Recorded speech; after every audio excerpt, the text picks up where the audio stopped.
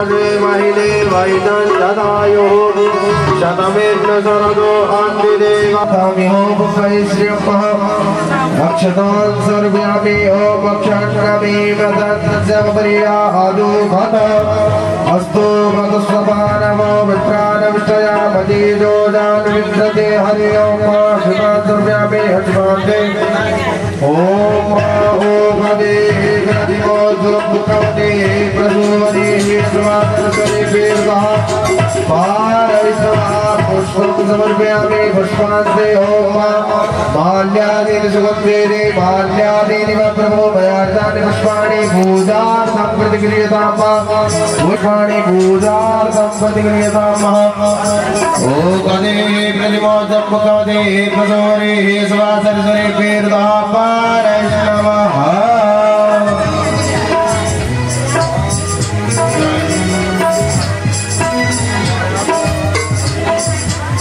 सावधानतया प्रतिशृण्वन्तु हरे परमात्मने नमः वागीशायस्य वदने लक्ष्मीर्यस्य च वक्षसि यस्यास्ते हृदयं संवे तं नृसिंहम् अहं भजे।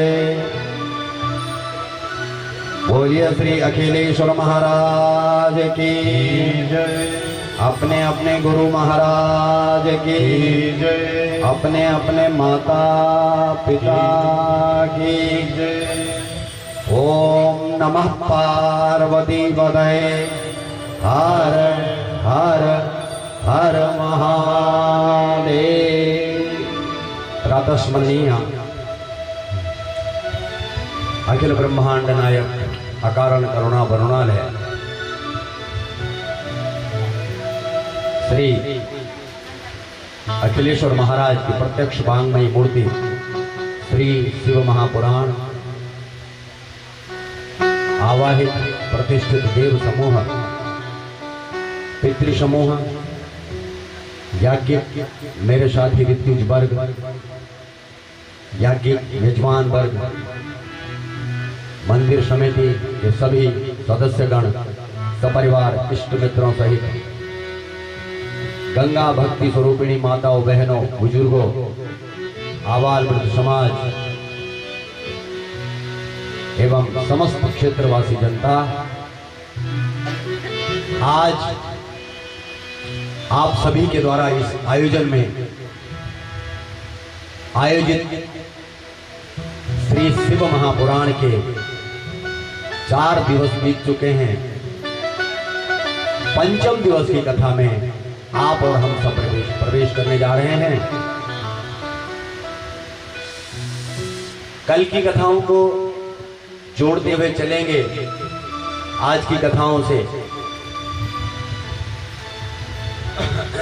कल तो यहां बारात भी आ रखी है। आप सबको विदित होगा कि कल बारात आई थी राजा दक्ष के यहाँ और आपका ये धाम जो भट्टावाला का स्थान है ये अखिलेश्वर धाम ये आज बना हुआ कल से बना हुआ है। ये दक्षेश्वर महादेव जो कनखल में हरिद्वार में वहाँ बारात आई थी। उस बारात को आपने दक्ष का महल बना करके अपने नजदीक आपने रात को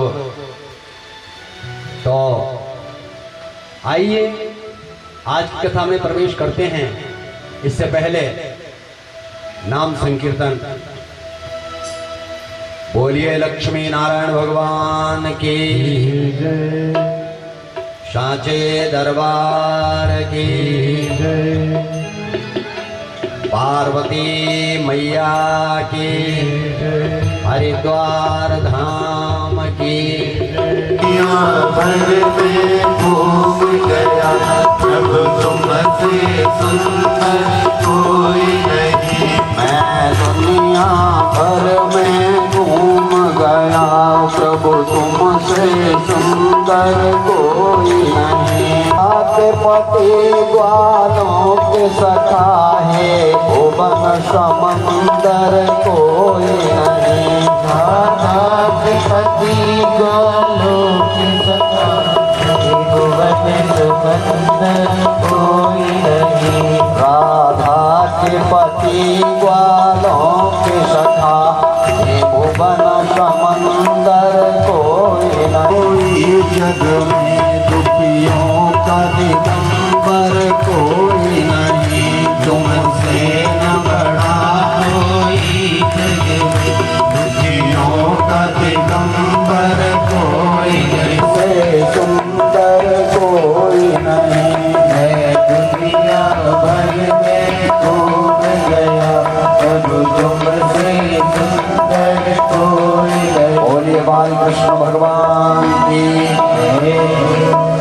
सुंदर कोई नहीं। मैं दुनिया भर में घूम गया, प्रभु तुमसे सुंदर कोई नहीं। मैं दुनिया भर में घूम गया, प्रभु तुमसे सुंदर कोई नहीं। मैं दुनिया भर में घूम गया, प्रभु तुमसे सुंदर कोई नहीं। मैं दुनिया भर में घूम गया, प्रभु तुमसे सुंदर कोई नहीं। मैं दुनिया भर में घूम गया, प्रभु तुमसे सुंदर कोई नहीं। राधा के पति ग्वालों के सखा है, भुवन समंदर कोई नहीं। राधा के पति ग्वालों के सखा हे भुवन समंदर कोई नहीं। राधा के पति ग्वालों के सखा हे भुवन समंदर कोई नहीं। राधा के पति ग्वालों के सखा हे भुवन। कल की कथाओं को जोड़ते हुए चलेंगे तो आपको याद आएगी कि हम कल कहाँ से चले और कहाँ बिछुड़े। कल की कथाओं में आपने गुणनिधि की कथा सुनी, याद कीजिए। यज्ञदत्त के पुत्र गुणनिधि, ब्राह्मण का पुत्र बिगड़ गया, मां ने उसका सहारा किया। इसलिए इस कथा से हमको यह शिक्षा मिलती है कि माताओं को अपने पुत्र के लिए उतना ही स्नेह करना चाहिए जिसमें कि वो कहीं उसके कदम बहक न जाए, क्योंकि मां से कोई बच्चे छुपाते नहीं हैं और पिता से कोई बात ऐसी नहीं है जो छुपे ना। पिता से हर चीज छुपाते हैं, मां से हर चीज प्रकट करनी पड़ती है। ये संसार का स्वभाव है। तो गुणनिधि घर से भाग गया। शिवरात्रि की रात को अंधेरा हो गया। उसने अपने कपड़े से एक कपड़ा फाड़ा, उससे बत्ती बनाई, प्रकाश किया, प्रसाद उठाया और उठाते हुए उसको टक्कर लग गई। मारो पकड़ो हुआ और गोविंदाय नमो नमः। उसके बाद भगवान शिव के गण उसको शैव लोक लेके गए, कैलाश लेके गए। कैलाश में उसको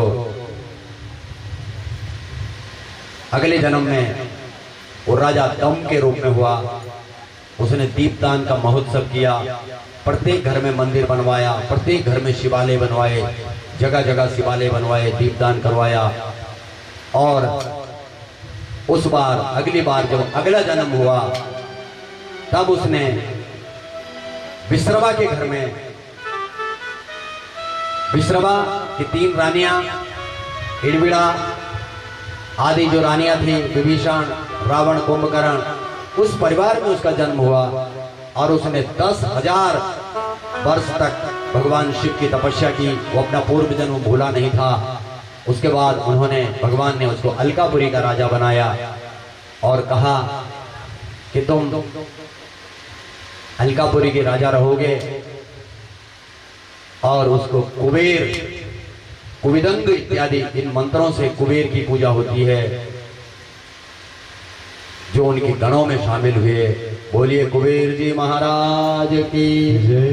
एक पिंगाक्ष भी उसका नाम हुआ, क्योंकि जब शिव दर्शन की लालसा की तो भगवान ने दर्शन दिए।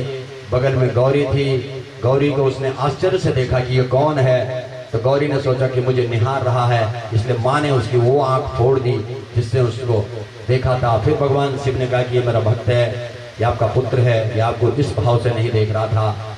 इसको ये आश्चर्य हो रहा था कि मेरे बगल में कौन, इसे पता नहीं है तुम्हारे बारे में। तब भगवान ने उसका नाम एक पिंगाक्ष रखा। एक पिंगाक्ष मने, अक्ष मने होती आंख, और एक ही आंख से तुम सब कुछ देख सकोगे। एक आंख भी होती है। एकश चंद्र तमोहंती नक्षतारा गणापि, जैसे अकेला चंद्रमा सारी दुनिया में उजाला कर देता है, लेकिन हजारों सहस्रों करोड़ों तारे, उनकी कोई दम नहीं होता उसमें। इसलिए कुबेर को वरदान दिया कि आपकी एक आंख भी पूर्ण रूपेण काम करेगी। तत्पश्चात आपने सती का चरित्र सुना।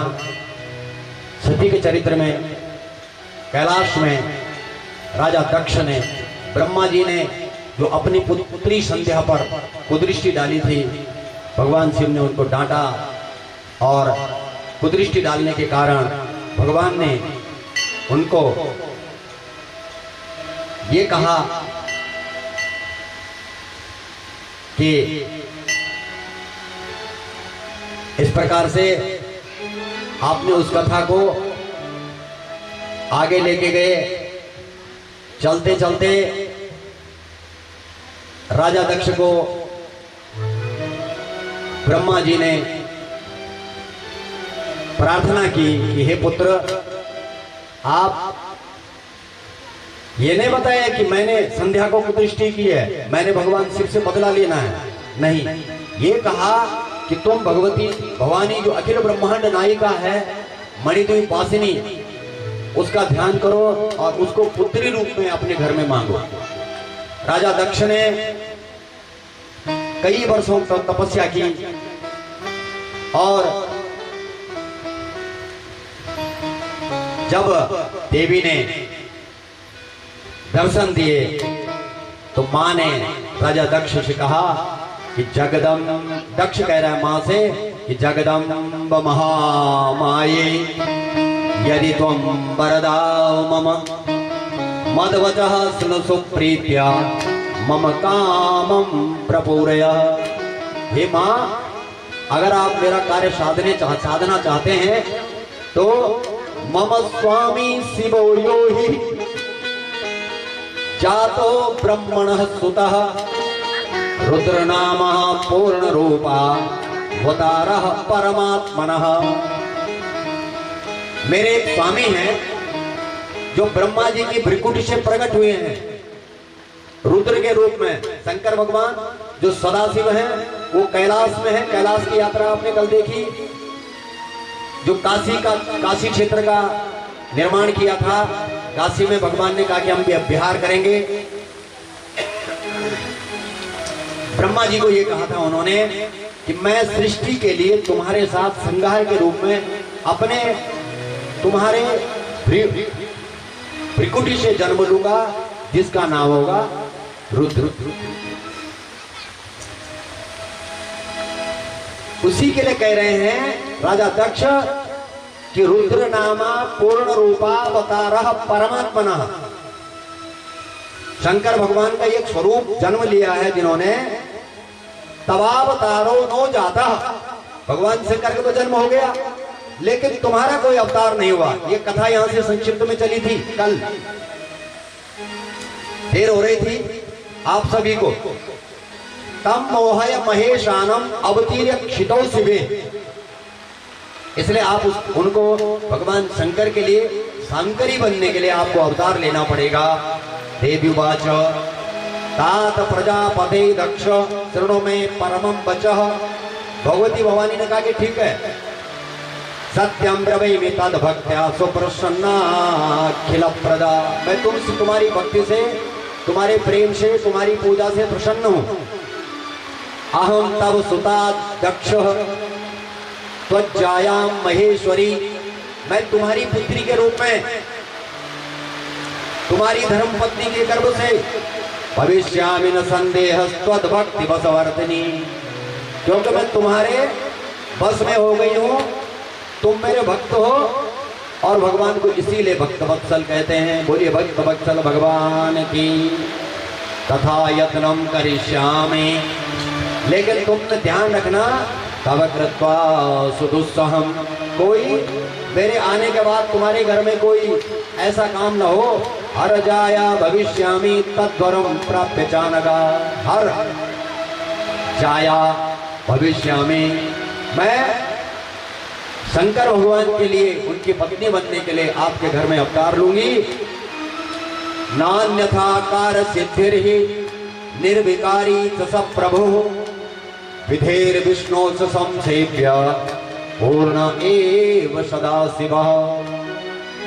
कह रही है भगवती कि अहम तस्य सदा दासी, मैं उनकी हमेशा दासी हूं।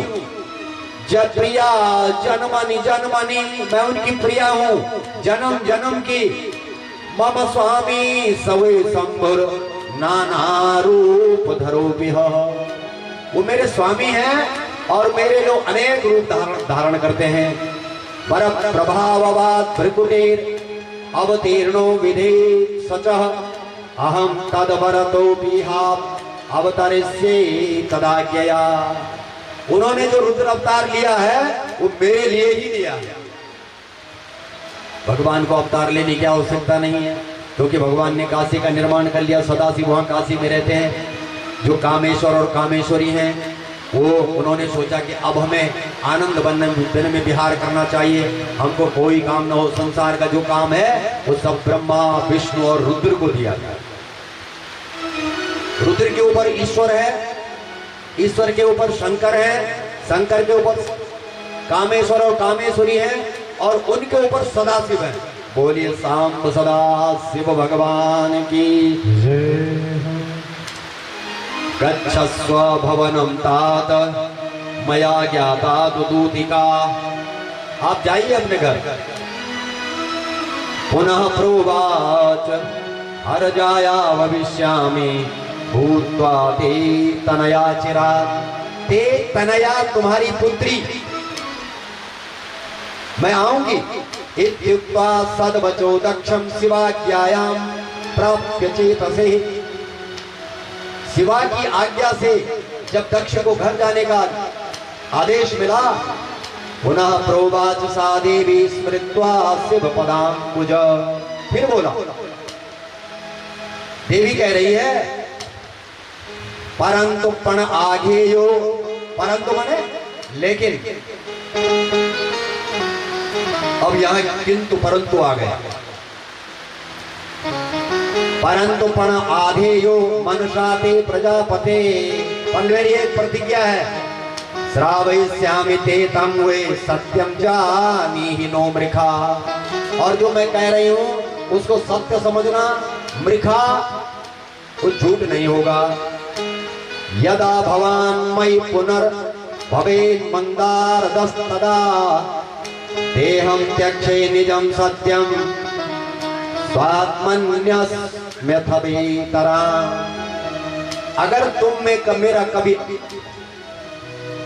कभी भी तुमने मेरा अपराध किया या मुझसे रूठ करके कोई काम किया, अगर तुमसे कोई गलती मेरे लिए हो गई, एष दत्तस्तव वरः प्रतिसर्गं प्रजापते अहम तव सुता भूत्वा भविष्यामि हर प्रिया, मैं हर की प्रिया के रूप में तुम्हारे लिए तुम्हारे घर में जन्म लूंगी। ब्रह्मा जी कह रहे हैं, ऐसा कह करके भगवती भवानी अंतर्हितायाम दुर्गायाम, वहां से अंतर्ध्यान हो गई। दक्षो भी निजाश्रमम, दक्ष भी अपने घर आ गए। जगाम चम्मन मुदम लेभे भविष्यति सुतेति च, और वहां से वो वापस आ गए और 2 बार भगवती ने, शंकर भगवान ने भी जब विवाह के लिए प्रस्ताव गया भगवान के पास, ब्रह्मा विष्णु ने प्रस्ताव लिया कि हे भगवान आपका विवाह करना है, तो विवाह तो उन्होंने कहा कि परंतु यादृशी कांता, भगवान कह रहे हैं कि कोई मेरे लायक होगी तब ना, परंतु यादृशी कांता गृहीष्यामि यथा पणम तच्छृणुष्व हरे ब्रह्मन् युक्तमेव वचो मम, मुझे कैसी चाहिए, या मे तेजः समर्था ही गृहीतुम स्याद् विभागशः, जो मेरे तेज का को असह्य न समझे, मुझ में जो तेज है उसमें सहने का ताकत होने चाहिए। ताम निदेशय भावार्थम योगिनी काम रूपिणी, वो काम रूपिणी भी होनी चाहिए और योगिनी भी होनी चाहिए। योग युक्ते मयि तथा योगिन्येव भविष्यति, भगवान योगी है। योग का मतलब योग का मतलब होता है जुड़ना, योग माने प्लस जोड़ो। अब जुड़ना किससे है, योग करते हैं हम ना, हम तो भगवान से जुड़ना है। योगी भी ध्यान गम्यम, संत महात्मा योग से ही भगवान के पास चले जाते हैं। और एक और बताया भगवान ने, तत्रापेकम पणम नेतम, ब्रह्मा जी एक बात और, विष्णु ब्रह्मश्चुमाम प्रति अविश्वासो मदुक्ते चेन मया त्यक्ता भविष्यति, तुम जिससे मेरी शादी करा रहे हो, अगर कभी उसने मुझ पर अविश्वास किया तो मैं उसे छोड़ दूंगा। बोलिए लक्ष्मी नारायण भगवान की, बाल कृष्ण भगवान की, राजा रामचंद्र जी महाराज की, अखिलेश्वर धाम की। इस प्रकार से शादी का प्रस्ताव गया, विवाह हुआ, भांवरे हुए, और जब भांवरे हुए तो सबको दाहिज दियो बहु भांति, अनेक प्रकार का दहेज दिया गया। और उन्होंने विहार किया बहुत समय तक भगवान के साथ। शंकर भगवान कैलाश पहुंचे सती को लेकर के, और जब वहां कैलाश पहुंचे तो भगवती भवानी, भगवान शिव और शिवा अपने कैलाश में भ्रमण कर रहे हैं। कैलाश में संत महात्मा ज्ञानी सज्जन सब लोग बारात में जा रखे थे, और सब लोग आपको बारात की विदाई की। वहां पहुंचे, उसके बाद सबने वहां पर सबको दहेज मिला, बहुत सारा दहेज मिला।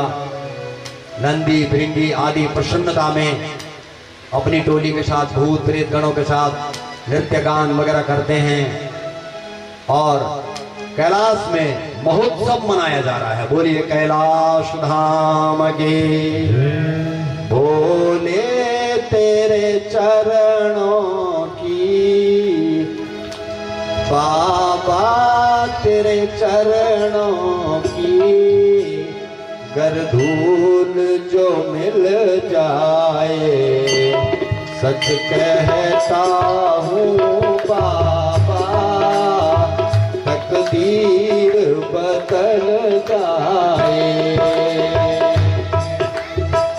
कहता हूँ बाबा, तकदीर बदल जाए। भोले तेरे चरणों की, भोले तेरे चरणों की,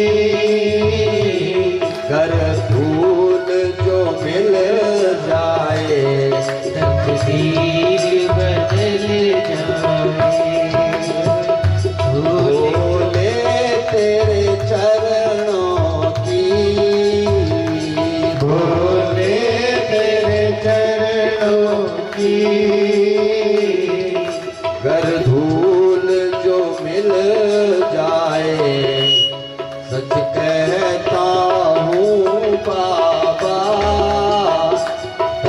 तकदीर बदल जाए। सच कहता हूँ बाबा तकदीर बदल जाए। भोले तेरे चरणों की बाबा तेरे चरणों की धूल जो मिल जाए। सच कहता हूँ बाबा तकदीर बदल जाए। कहता हूँ बाबा तकदीर बदल जाए।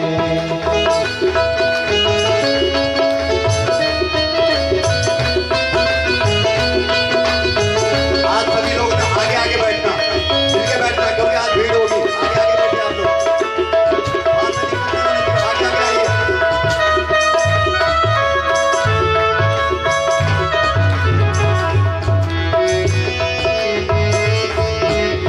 तेरी रहमत दिन रात बरसती है, एक बूंद जो मिल जाए। सुनते हैं तेरी रहमत दिन रात बरसती है, एक बूंद जो मिल जाए। तकदीर बदल जाए। एक बूंद जो मिल जाए। तकदीर बदल जाए। भोले तेरे चरणों की बाबा तेरे चरणों की गर धूल जो मिल जाए। सच कहता हूँ बाबा तकदीर बदल जाए। सच कहता हूँ बाबा तकदीर बदल जाए। भोले तेरे चरणों की बाबा तेरे चरणों की धूल जो मिल जाए। सच कहता हूँ भोले तकदीर बदल जाए। सच कहता हूँ भोले तकदीर बदल जाए। ये मन बड़ा चंचल है, ये मन मन बड़ा चंचल है। कैसे तेरा भजन करूं, कैसे तेरा भजन करूं। जितना इसे समझाऊं उतना ही मचल जाए। भोले तेरे चरणों की बाबा तेरे चरणों की धूल जो मिल जाए। सच कहता हूँ बाबा तकदीर बदल जाए। बोलिए शंकर भगवान की जय। जब सब लोग अपने अपने लोग जाने लगे तो ब्रह्मा जी नारद जी को इस पुराण को सुना रहे हैं। प्रयागराज के तट पर कालिंदी और जमुना के बीच में, कालिंदी जमुना और गंगा के बीच के तट पर भगवान शिव और शिवा की ये कहानी चल रही है। एक दिन एकस्मिन् समये रुद्रः सत्यात्रिवभगौ भव वृखमारुह्य पर्याटद रसाम लीला विशारदः। एक दिन भगवान ने नंदी नंदी को कहा, हे नंदीश्वर, हमको घूमने की इच्छा हो रही है। नंदी महाराज ने रथ तैयार किया, रथ के संचालक को बोला कि उसको सफाई करो। आगत्य दंडकारण्यम पर्यटन सांगरापराम तदर्शयं स्त्रततां गंगां शोभां सत्य सत्य गण मुनाहे। अपने कुछ गणों को लेकर के, कुछ गण ऐसे हैं भगवान के जो हर समय भगवान के साथ रहते हैं। रामचरित में बाबा तुलसी लिखते हैं कि एक बार त्रेता जुग माही शंभु गए कुंभजर से पाही। एक बार त्रेता जुग माही, त्रेता युग की बात है। शंभु गए कुंभजर से, एक बार त्रेता जुग माही शंभु गए कुंभजर से पाही।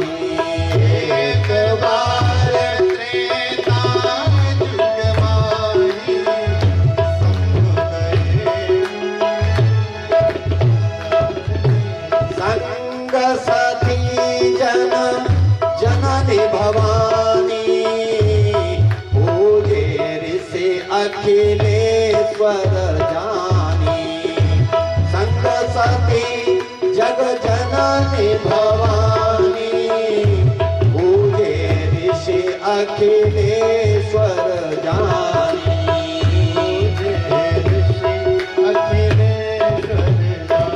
एक बार त्रेतायुग में भगवान शंकर कैलाश से जो है अगस्त्य ऋषि, कुंभज मने अगस्त्य के नाम है, राम कथा मुनि वर्ज बखानी सुनी महेश परम सुख पानी। राम कथा मुनि वर्ज बखानी सुनी महेश परम सुख पानी। सुख पानी। भगवान राम की कथा की, राजा राम जी महाराज राम कथा के लिए कुंभज ऋषि के पास, अगस्त्य ऋषि के पास गए हैं। ऋषि पूछी हरि भगति सुहाई कहे शंभु अधिकारी पाई।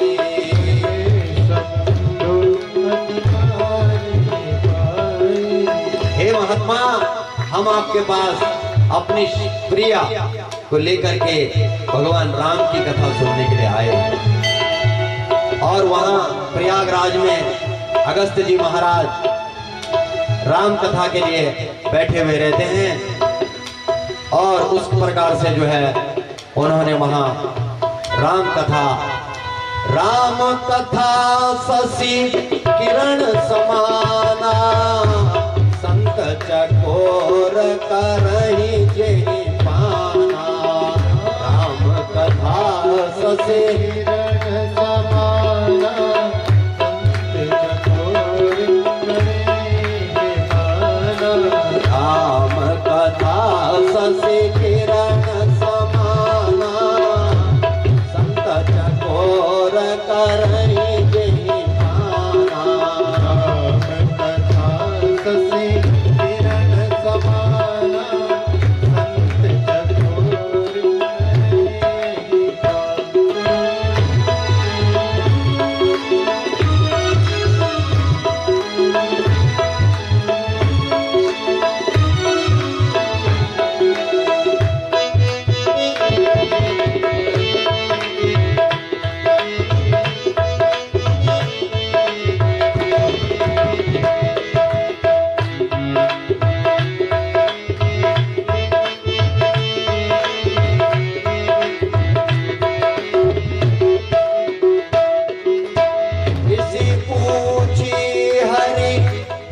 अति सुहाई कही संतो अधिकारी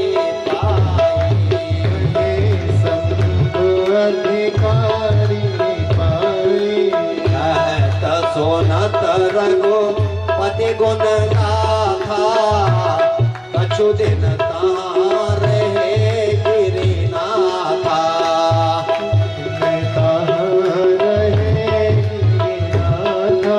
बहुत समय तक वो वहां पर रहे। प्रयागराज में उन्होंने कथा सुनी और अपने इष्ट की भगवान शिव हरे शिव राम सखे प्रभु, राम के इष्ट शिव हैं और शिव के इष्ट राम है। बोलिए राजा रामचंद्र जी महाराज के। मुनि सन पिता मांगी त्रिपुरारी चले भवन संग दक्ष कुमारी चले भवन संग दक्ष कुमारी अवसन पंचन मही भारा हरि रघुवंश लीन अवतारा हरे रघुवंश लीन अवतारा। और ये वही समय है भगवान शिव और सती का राम कथा का सुनना, और वही प्रसंग है। उसी कुछ दिन पहले भगवान राम ने सीता के साथ वो धनुष यज्ञ में सीता का वर्ण किया था, और कुछ समय के बाद जो है वो जंगल में आ गए। पिता बचन तजे राजो उदासी दंडक वन विच रत अविनाशी दंडक वन विनाशी दंडक वन विच रत अविनाशी दंडक वन विचरत विनाशी। और उसी समय जो है भगवान राम को वनवास हुआ। बोले राजा रामचंद्र जी महाराज की। और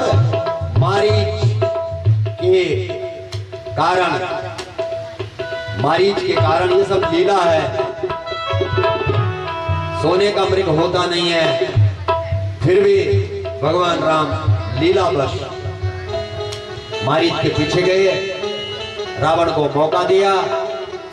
रावण संत के रूप में आया और कपटी बन करके सीता को ले गया। यहां तक कि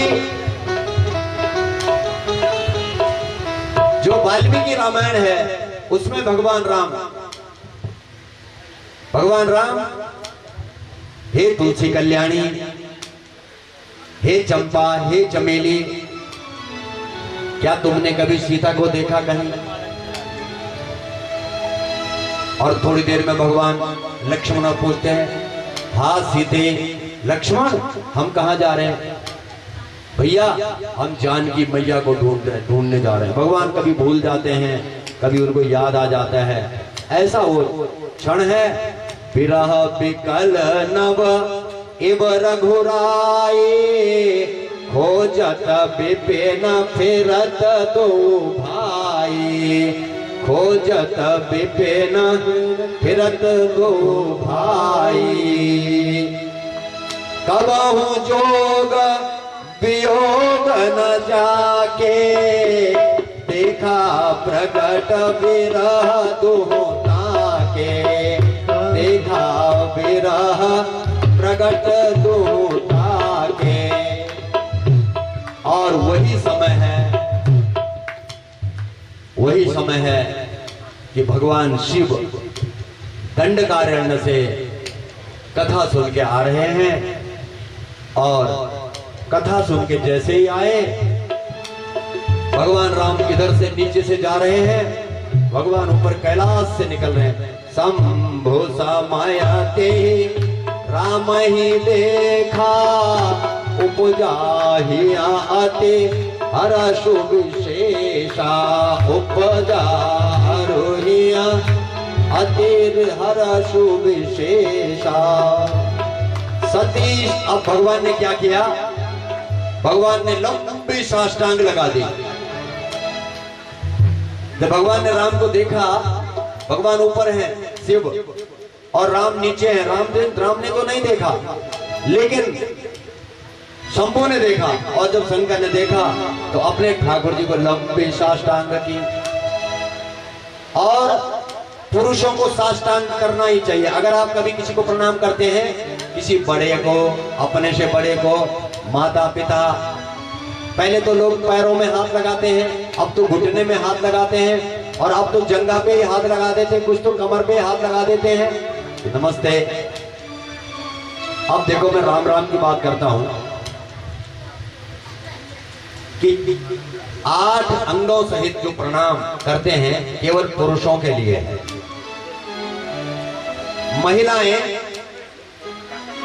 महिलाएं केवल घुटना बांध के और पैरों को मोड़ के राम प्रणाम कर सकती हैं।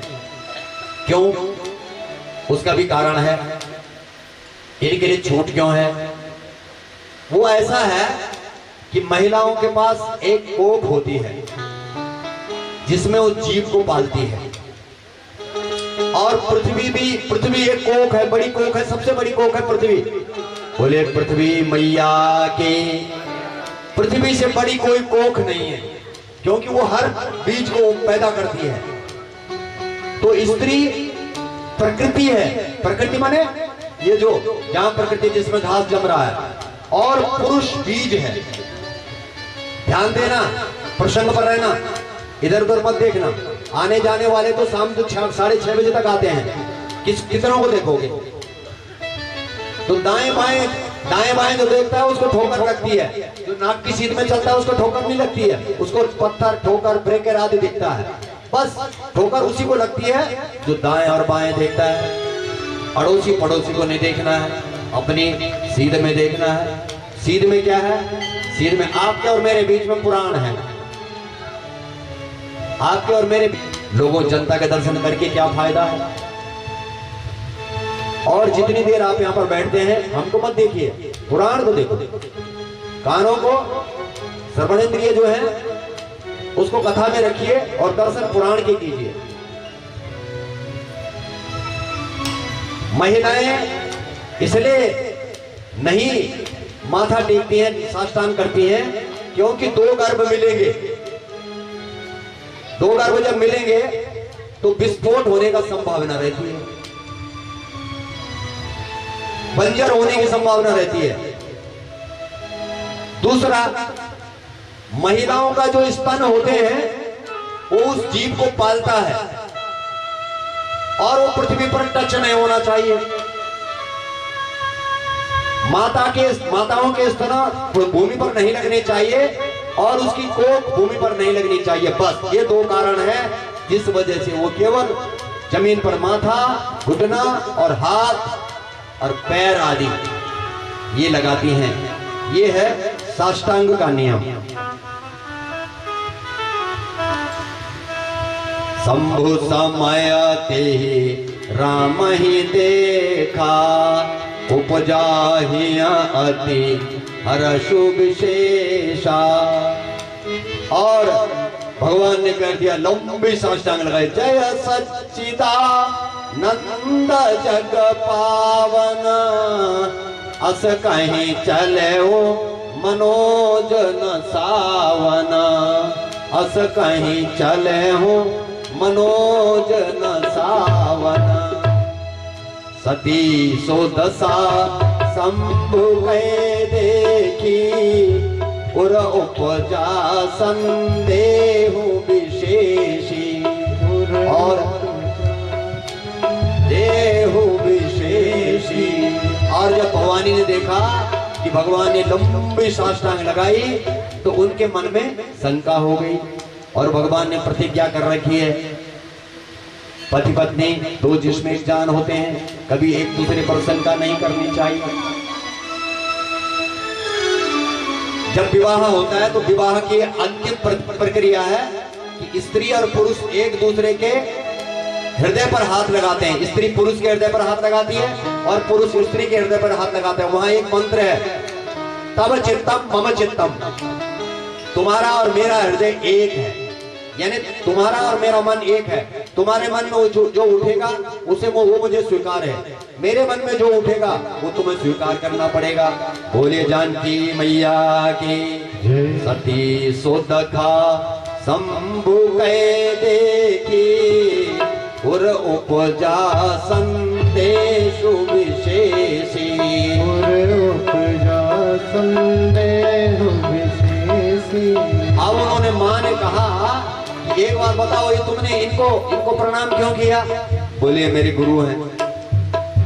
अरे ये जनक नंदिनी को ढूंढ रहे हैं, जो अपने स्त्री का पता नहीं लगा सक रहे, बन घूम रहे हैं, उसको तुम इतने बड़े ईश्वर सदाशिव होने के बाद भी तुम ऐसे सामान्य जो राम जिनको कहते हैं, ये अपनी धर्म पत्नी को ढूंढ रहे हैं। इनके पिताजी मरे, ये घर नहीं गए, ये नहीं पता कि पिता की आज्ञा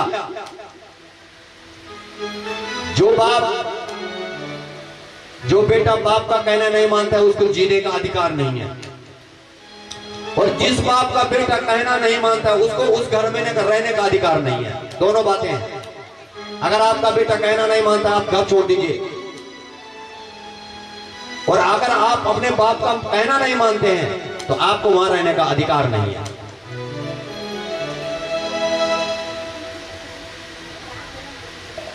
पिता और पुत्र के लोग दो बातें कही गई है। जीविते वाक्य करना, जिसने जीते जी कहना माना, और मृतरी भूरी भोजना, जिसने अपने माँ बाप का कहना तुरंत कहना माना और मरने के बाद अनेकों बार भोजन करवाया, वो बेटा कहलाता है। नहीं तो फोटो टांगने वाले, श्राद्ध करने वाले और भूल जाने वाले बहुत संसार में बहुत देखे। थोड़ा बहुत श्राद्ध करते हैं और वो भी 6 महीने में कर देते हैं। कुछ लोग तो 13 दिन में बोल देते हैं कि इसका बंधन खोल दो। अरे बंधन है ही कहां, क्या खोलेगा? और 6 महीने में कोई श्राद्ध का नियम नहीं है। 6 महीने में एक का श्राद्ध हो सकता है, माँ का। अगर बहन का या बेटी का विवाह हो तो, नहीं तो आप कहीं नौकरी करते हैं, चाहे आप किसी को नौकर रखते हैं, श्रद्धया दीयते तत् श्राद्धम, अगर श्रद्धा से किया हुआ कर्म ही श्राद्ध है। तो इसका मतलब अगर आप 13 दिन में अपने पितर को स्वर्ग भेजना चाहते हैं तो कभी नहीं जा सकता है। अगर आपने 6 महीने में उनका श्राद्ध किया तो तुमने टाल दिया। और अब तो ऐसे भी होता है कि गायदान के बहाने बुलाते हैं और बछड़ी पकड़ा देते हैं। बोले गौ माता की। जो गायदान होता है ना, वो इसलिए होता है कि गाय बैतरणी में मिलती है। अगर आपने कभी सबक दान किया बछड़े सहित, जिन्होंने माँ को और पुत्री को अलग किया, बछड़े और माँ बेटे को जिन्होंने अलग किया, देख लो माँ का पुत्र से कितना प्रेम होता है। बड़ा भी हो जाता है तब भी वो उसको भूलती नहीं है। तो बछड़ी का जो दान करते हैं वो दान नहीं होता। अच्छा, एक दूसरी बात और भी, क्योंकि जो गोदान होता है, गाय जो बैतरणी में मिलती है, बैतरणी में वो मिलती है, वहां बैतरणी में पतन नहीं होने देती है।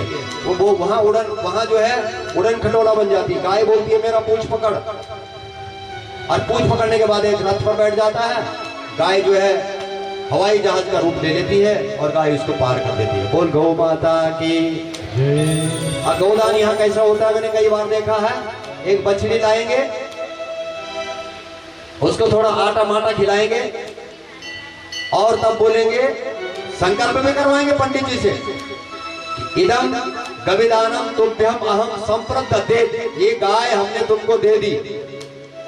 पूंछ भी पकड़ा देते हैं गाय का, और थोड़ी देर में वो गाय जो है ना दूसरी जगह ले जा लेते हैं। यहीं पर ठगा दिया। जो पंडितों को ठगा सकते हैं, जब ब्राह्मणों को साक्षात सामने ठगा देते हैं, करते हैं कि नहीं करते हैं? आप लोगों ने नहीं देखा होगा, आप लोगों ने देखा नहीं होगा, आपने करा होगा ऐसा। ऐसे करते हैं तो ठगा देते हैं। और जैसे छोटे बच्चे को ठगाते हैं ना कि ले ले ले ले ले ले ले ले और पकड़ दिया, ऐसे ही पंडित को भी ठगाते हैं। तो ये धार्मिक कृत्य है। इसके हमारे पूर्वजों का उद्धार होता है गाय गोदान से। गाय दान भी कैसा होता है? मोक्ष धेनु, प्राण न जा रहे हो तो गाय दान करो, प्राण चले जाएंगे। अगर उसका जीवन है तो उसका भोग बंद हो जाएगा, ठीक हो जाएगा, कुछ दिन तक आराम करेगा। गाय दान की ये गोदान का हुआ है, ये गोदान का प्रभाव। और गौ कहते हैं इंद्रियों को। गौ किसे कहते हैं? इंद्रियों का समूह। गाय में हमारी इंद्रियां बसती हैं, जो हमारा मन है, चित्त है, अहंकार है, बुद्धि है, आंख, कान, नाक, सारे जितने देवता हैं। आंख के देवता सूर्य है, सूर्य वहां गाय के अंदर बसते हैं। तो सती ने भरोसा नहीं किया। आगत्य दंडकारण्यम पर्यटम सांगराम्बराम दर्शयं तस्त्रगाम शोभाम सत्ये सत्यपण प्रभु तत्र रामं ददर्शासौ लक्ष्मणेनान्वितं हरः। श्री शिव महापुराण क्या कह रहा है? वहां राम और लक्ष्मण के दर्शन हुए। तत्र रामं ददर्शासौ लक्ष्मणेनान्वितं हरः अन्विष्यन्तं प्रियां सीतां रावणेन हृताच्छला। अपनी प्रिया का सीते केन नीते को भगवान केन दृष्टा। हे सीता, कौन ले गया तेरे को? हे भगवान, ऐसा कौन भाग्यवान है जिसने मेरी सीता को देखा है? ये वाल्मीकि रामायण कह रहा है कि सीते केन नीते, हे सीता तुमको कौन लेके गया?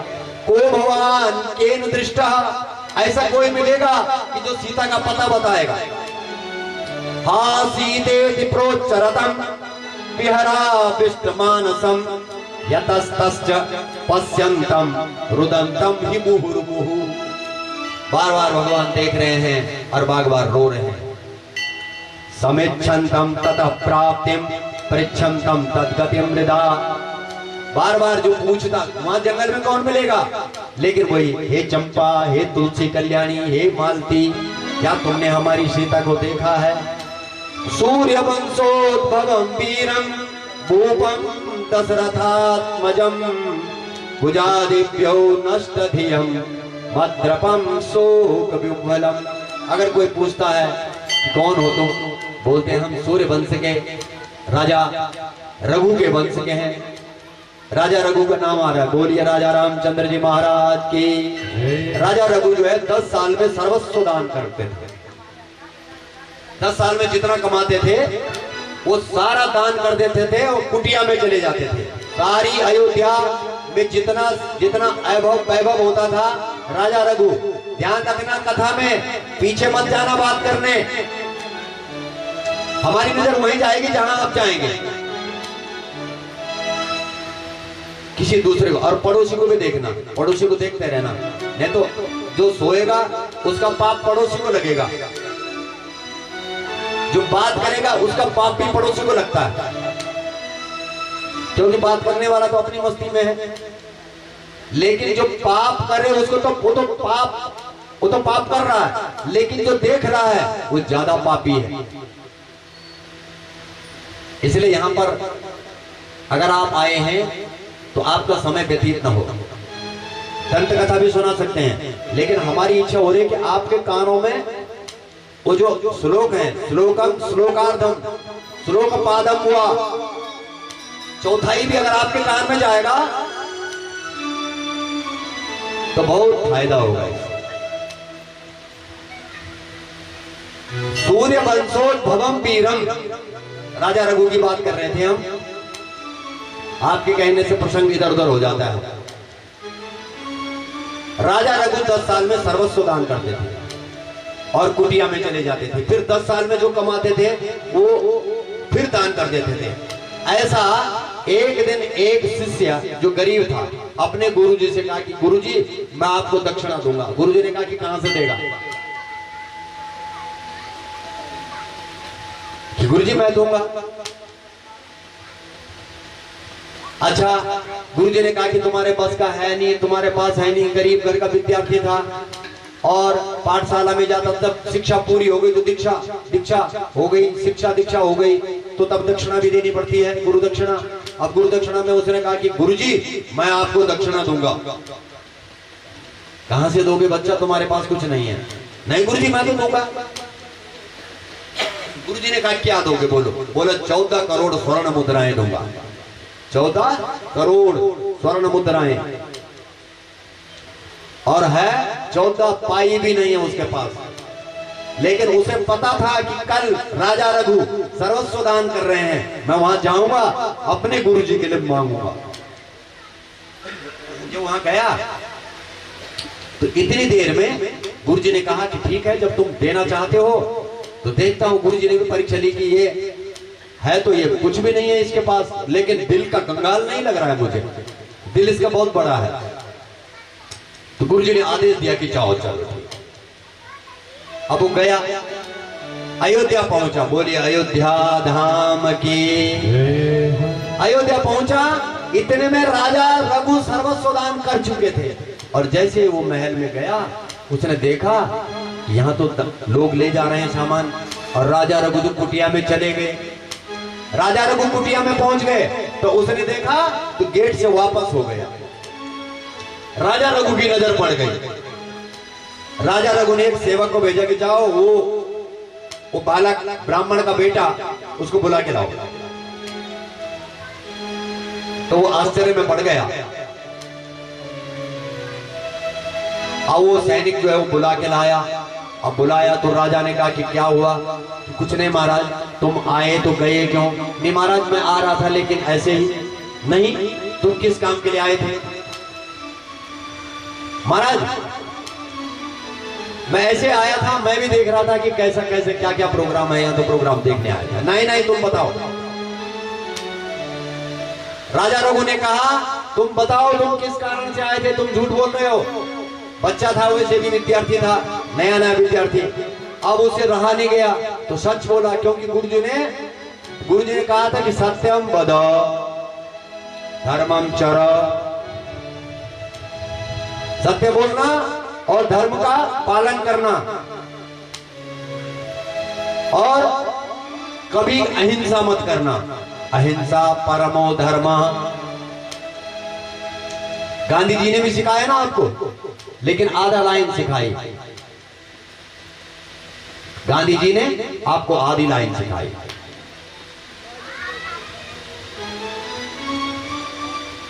अहिंसा परमो धर्म, केवल इतना सीखा आपने, पूरी लाइन नहीं सीखी।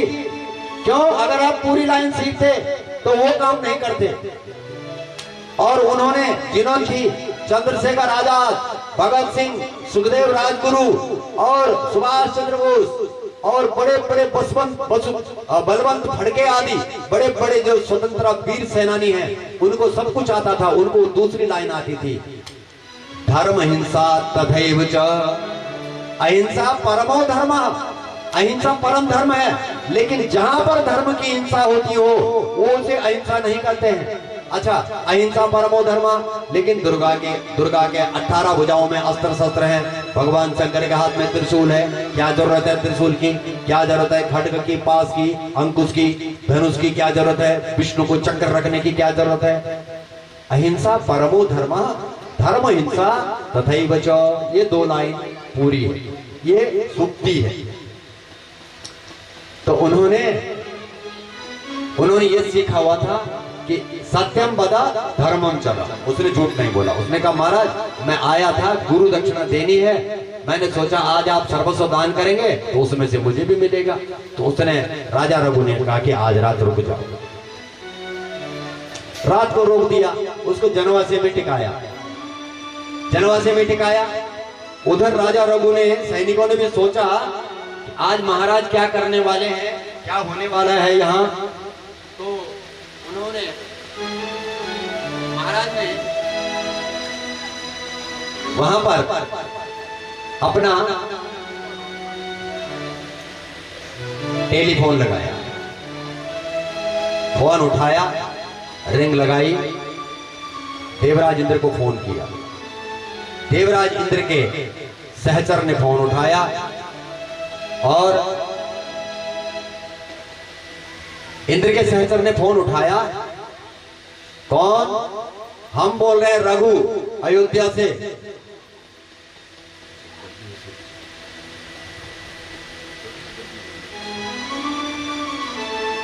हाँ महाराज बोलो, किससे काम है? आपके राजा देवराज इंद्र से काम है। क्या काम है महाराज? अरे देवराज को बोलो हॉटलाइन पर आओ। तुरंत देवराज हॉटलाइन पर आए। हाँ महाराज, वो उनसे डरते थे।